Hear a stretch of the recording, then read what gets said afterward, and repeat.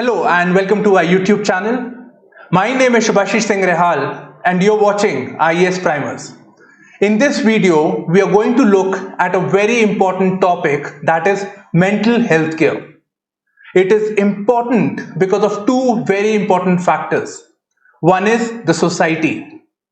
In India, mental health, it is considered a social dogma where many people refuse to seek professional help because they fear a social exclusion or they fear social mockery. So they refuse to seek professional help. And other thing is that there is a demographic change in a country. More and more people are going to be the younger generation. They are going to be joining the workforces, maybe even move out of their houses and live at different places. So they are going to be experiencing new challenges and therefore there are concerns about the mental health of these people as well. So in light of these two important factors, we need to study the issue of mental health care in our country. This topic is important for General Studies Paper 1. Now let us see what is mental health. Many people feel that mental health is merely the absence of mental illness. So mental illness such as anxiety disorders, psychotic disorders, mood disorders, etc. So one very chronic situation is schizophrenia, where a person experiences delusion, hallucination, reduced speech, etc. However, when we talk about mental health, it is much more than the absence of mental disorders or disabilities. This is said by the WHO. So let us see what the WHO says. WHO says, first of all, about health, it says that health of a person is the state of complete physical, mental and social well-being, and not just the absence of a disease or infirmity. So this includes a new thing, that is a state of well-being. So health itself, according to WHO, it is not just illness, absence of illness, but it is the well-being of a person, the mindset of a person feeling nice or positive. That is well-being. When it comes to mental health, the WHO says that mental health is when a person, individual, is able to realize his abilities, can cope with the normal stresses of life. What are the normal stresses of life? You know, the tensions in the house, tensions in relationships, workplace stress, all of this. And a person can work productively, not just for himself or herself, but also for the community of which he is a part of. And it says mental health is fundamental to the way humans think, emote, interact with each other, earn a living and enjoy life. So basically, it is critical to the way the humans live. Therefore, mental health is very, very important. Now coming to the determinants or the factors that influence mental health. We need to keep in mind that human being is part of a society. So the social factors, the social factors influence a person's mental health. The social factors are the social change that a person may have to feel. Let's say social change, a person moving from one place to the other and living in a new environment. Or the stressful work conditions, gender discrimination, social exclusion, unhealthy lifestyle. So all of this is part of the social factors. Now you think about it, are two people, let's say we talk about two people, are two different individuals respond to the same way of a society? Let's say two people work in a stressful work environment in the same office. Two people are going to respond differently. One person may experience stress and he may gradually fall into depression, and another person may see this as an opportunity and become a better human being. So it is also about the psychological or the personal traits of an individual. And then it is also the biological factors. Let's say the issue of mental illness runs through the family. Then a person is more likely to fall ill because of is going to experience mental health related complications. Now coming to the state of mental health in India. Now it is not very well explored, but we still have certain indicators. One is the report of a medical journal known as Lancet. Lancet says that in India, 1 in 7 people experience mental disorder. And it says that between the period of 1990 to 2017, this disease burden or mental disorder has actually doubled. So there are more number of people in 2017. And the depressive disorder is more likely to be prevalent amongst the women who face number of more challenges as compared to the men. For example, the patriarchal society, where the woman has to change a house after the marriage, live with the in-laws. They may not gel well, gel well together with the new environment. So there may be problems. The workplace related challenges that the woman faces, discrimination, or the restrictions on the movement of a woman. So as a result, the women are more likely to be suffering from a mental health related issue. Now another parameter that we can use for mental health is suicide rate. Suicide tells us something about the mental well-being of a person. In India, the global, when we talk about the global suicide rates, in India it is one of the highest. So in India it was 10.6 per 1 lakh. And now it is 16.3 per 1 lakh. This is in 2016. And if we consider a more recent data, considering the lockdown that has taken place, the suicide rates have increased by 67.7%. So lockdown and the pandemic has created or complicated the situation of mental health. Now let's look at the status of the mental health care in India. The facilities where the person may seek mental health related guidance or treatment.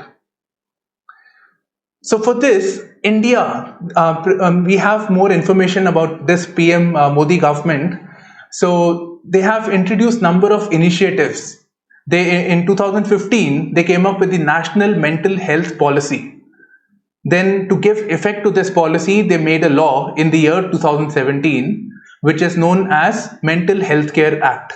This was a rights-based act or legislation, meaning that a person can claim a right on the mental health care related facilities.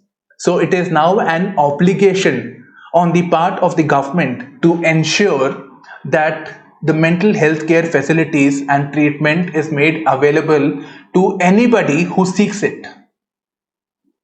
Then the government also came up with a national adolescent health program.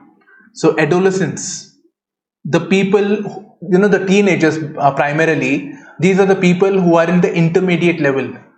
They are growing from the childhood to the adulthood. So because of various factors, they experience mental health related issues.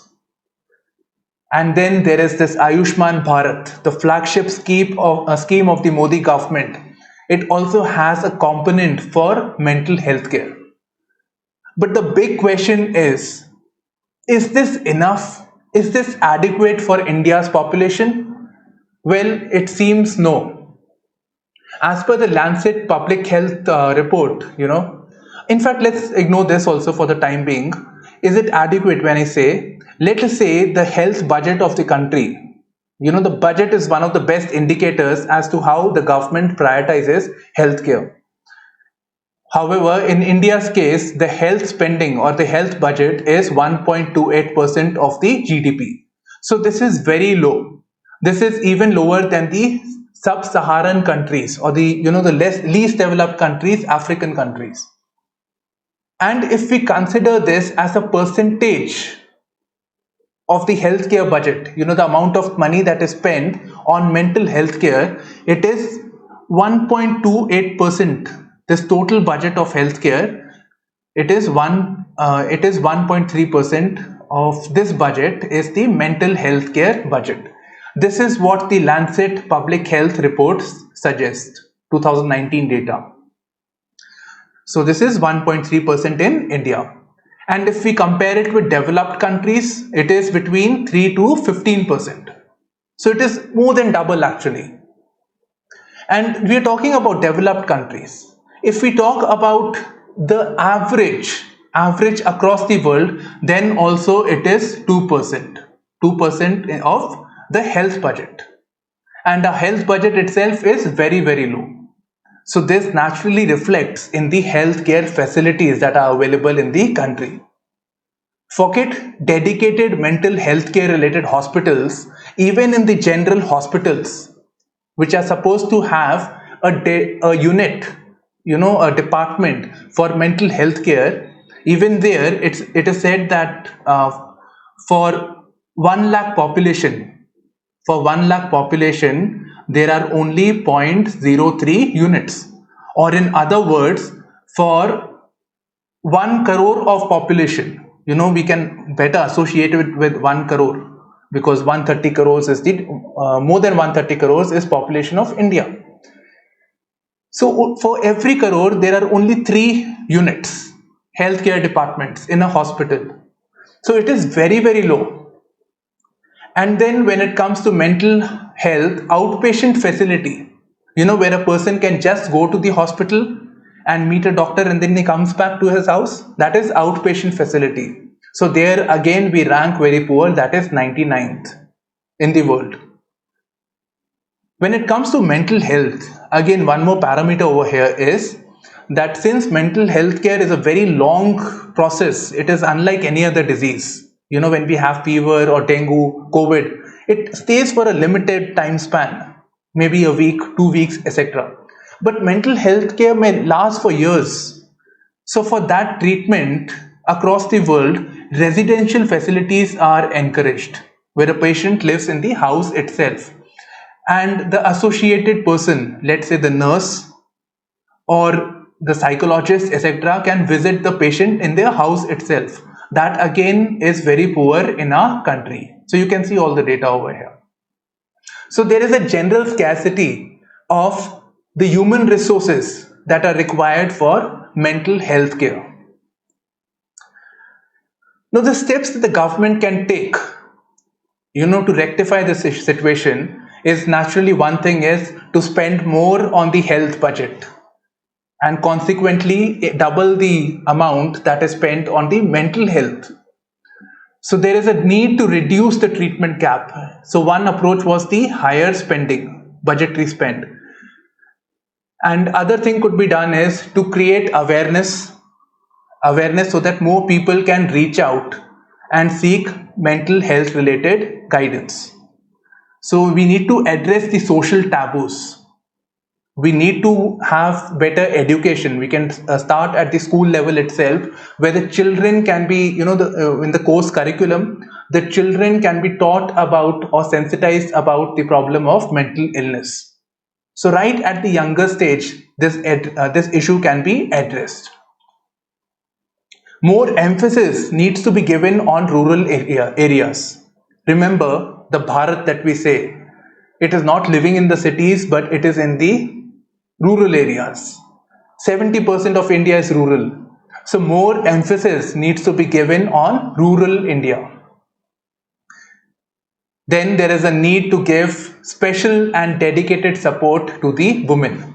There could be special helpline, there could be app-based support.